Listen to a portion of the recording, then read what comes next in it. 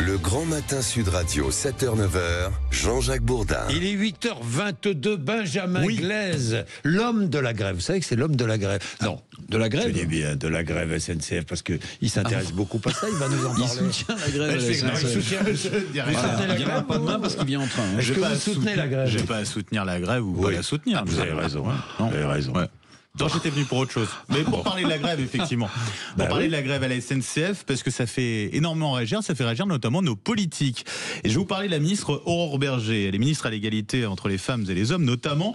Et elle a fait part de sa colère hier à l'égard notamment des grévistes et de cette grève SNCF. C'était dans le grand jury RTL, Le Figaro, Public Sénat et M6. Écoutez. Alors, le droit de grève, il est déjà encadré. Vous savez qu'il y a une réforme qui maintenant a largement porté ses fruits sur le fait de devoir, le service minimum et le fait de devoir se déclarer avant. Moi, ce qui me désole, c'est qu'en fait, on ait ce débat de manière quasi systématique. Et qu'on a aujourd'hui des familles, on est aujourd'hui dimanche, qui se demandent si oui ou non leurs enfants pourront rejoindre leurs grands-parents. Donc il faudrait des grèves impossibles pendant les vacances scolaires? C'est pas tant des grèves impossibles qu'à un moment un sens des responsabilités. Et le sens des responsabilités, je pense que c'est pas, désolé, mais d'emmerder les Français matin, midi et soir. Parce qu'à la fin, c'est quand même ça qui se passe. Il y a une proposition de loi qui en appelle Aurore Bergé un sens des responsabilités, parce que voilà, on est dans une situation où on emmerde les Français matin, midi et soir. C'est sa formule. Alors, Elisabeth Lévy. Alors d'abord, j'ai l'impression d'avoir eu ce débat à peu près 400 000 fois, au moment des week-ends, au moment des vacances, et à chaque fois d'avoir à peu près le même débat. Mais là, je dois dire qu'en plus, ce matin, j'ai entendu sur notre antenne, je crois, ou peut-être plus tôt encore, j'ai entendu les motifs de la grève. Alors là, ça me laisse vraiment rêveuse, parce que voyez-vous que les cheminots font grève, notamment, une des raisons, alors il y a des histoires de primes, bien sûr, parce que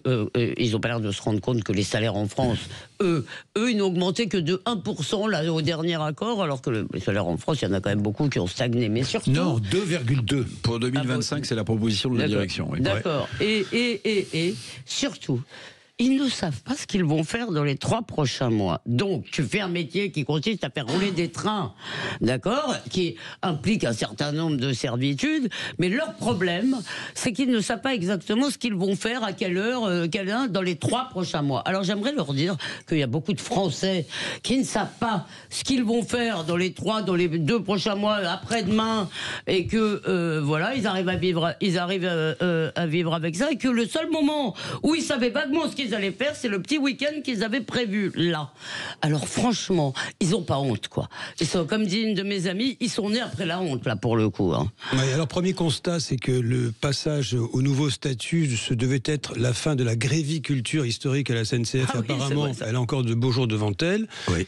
Et le paradoxe concernant ce service public du train, parce que c'est un service public en France, c'est qu'au fond, le juge de paix concernant les mouvements sociaux, ce sera la montée en puissance, elle est déjà là, sur les rails, de la concurrence. C'est-à-dire que quand vous aurez des trains extrêmement compétitifs, de plus en plus nombreux sur les rails, des TGV, que des compagnies étrangères. Les TGV, parce que les TER vont être concurrencés. Les régions sont en train de passer des contrats. Cette montée en puissance risque d'avoir raison de la compagnie nationale si d'aventure elle continue dans cette forme de... Moi je dois partir là, il faut que j'aille sur les sites des autres compagnies pour voir, pour vérifier. Non mais si vous allez... Il y a déjà Trenitalia, RNF qui travaille... Mais c'est sur le site de la SNCF qui travaille avec une autre culture d'entreprise sur les rails français. Ça va être vraiment un choc de culture. Hein. Bah, non, mais c'est vrai, Eric. Ouais, bon, sans être caricatural, donc je me retiens un peu. Je le sens. Si vous voulez l'ouverture à la concurrence, quand vous voyez, il y a eu une ouverture à la concurrence historique qui a été la libéralisation du fret. Oui, je me souviens. En France. Oui. Ça veut dire qu'il y a des groupes.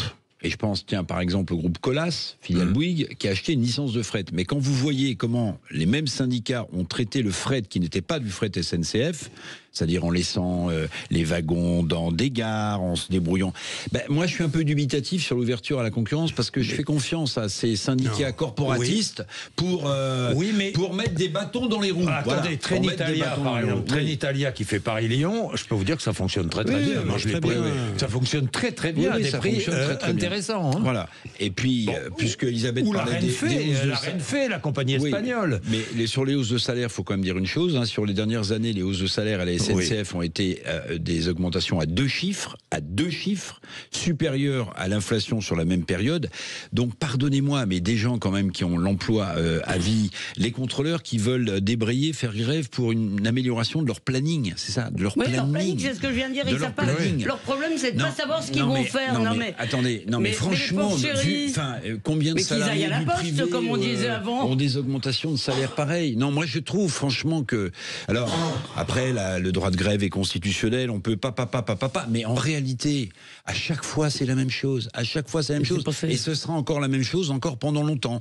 Donc les clients contribuables qui font les fins de mois de la SNCF, je rappelle 20 milliards d'euros de subventions par an à la SNCF versées par l'État, le contribuable, le client SNCF, avec des gens qui vous bloquent encore aujourd'hui et qui demandent plus d'augmentation de salaire.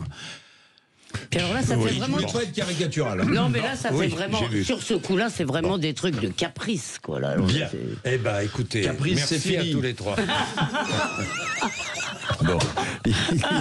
Oui, c'est fini, là. Et 8h28, c'est l'heure. C'est fini. C'est l'heure du rappel des titres de l'actualité avec vous, Laurie Leclerc. Laurie.